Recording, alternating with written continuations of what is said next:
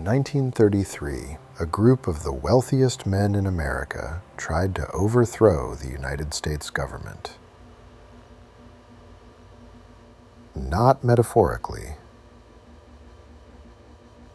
not through lobbying, not through campaign donations. They recruited a general. They promised him an army of 500,000 men. They had $300 million ready to fund it. And their plan was to march on Washington and remove Franklin Roosevelt from power. The general they chose went to Congress instead. Congress investigated, confirmed the plot was real, named the names. Nobody was arrested. Nobody was charged. Nobody went to prison. And within weeks, the story had vanished from every major newspaper in America. This is the business plot of 1933. The Wall Street Putsch. The attempted coup that most Americans have never heard of. And the man who stopped it single-handedly, who nobody remembers. His name was Smedley Darlington Butler. By 1933, Smedley Butler was the most decorated Marine in American history. 2 Medals of Honor, the Army Distinguished Service Medal, 33 years of combat service across 4 continents. He had fought in Cuba, the Philippines, China, Mexico, Haiti, France, and Nicaragua. Theodore Roosevelt himself had called him the ideal American soldier. Best-selling books had been written about him. Hollywood adored him. Among veterans, he was a living legend. He was also furious. By 1933, Butler had spent years publicly denouncing what he called his own career. He told audiences that for 33 years he had been a high-class muscle man for Wall Street and the big banks. That every war he had been fought not for democracy, but for corporate profit. That he had helped make Haiti and Cuba and Nicaragua safe for the National City Bank. That he had helped purify Nicaragua for the international banking house of Brown Brothers. That he had helped make Mexico safe for American oil interests. He called himself a gangster for capitalism. These speeches made Butler enormously popular with ordinary Americans who were broke and desperate in the depths of the Great Depression.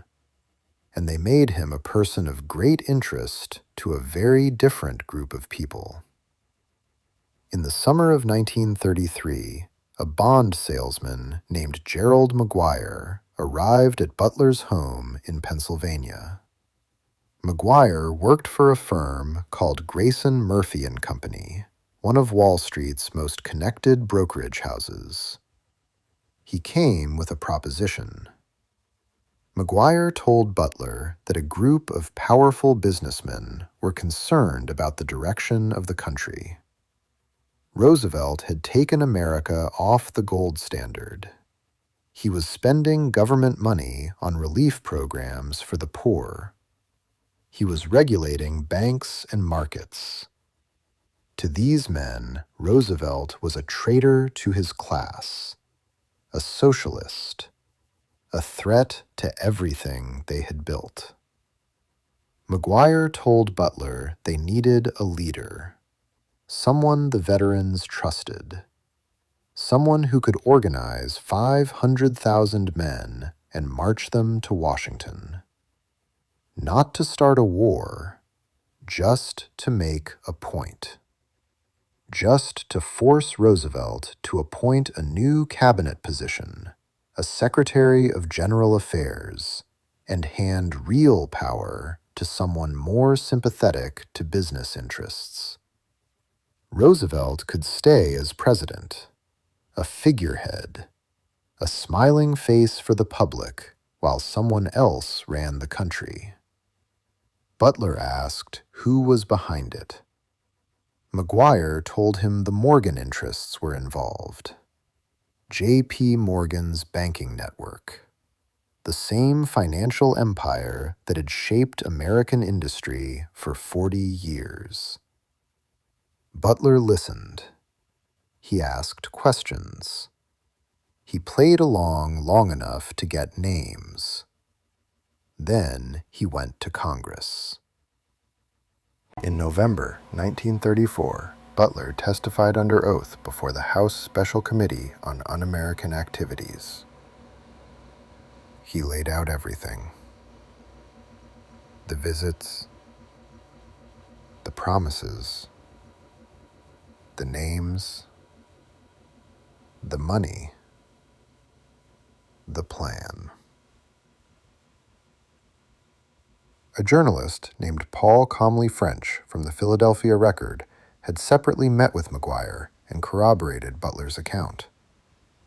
French told the committee that McGuire had said directly, "We need a fascist government in this country to save the nation from the communists. The only men who have the patriotism to do it are the soldiers, and Smedley Butler is the ideal leader." The committee investigated for 3 months. Their final report, entered into the Congressional Record on February 15, 1935, stated clearly that there was no question that these attempts were discussed, were planned, and might have been placed in execution when and if the financial backers deemed it expedient. Read that again. The United States Congress officially concluded that a plot to overthrow the American government had been discussed, planned, and was ready to be executed. Nobody was arrested. The names implicated in Butler's testimony included some of the most powerful men in America. Robert Sterling Clark, heir to the Singer sewing machine fortune. Grayson Murphy, director of Guarantee Trust, a Morgan-connected bank, and former treasurer of the American Legion.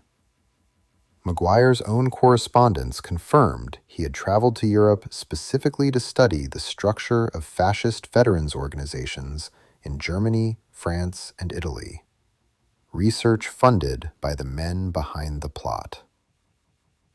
The name Prescott Bush also appeared in connection with these circles. The same Prescott Bush who would later become a United States Senator.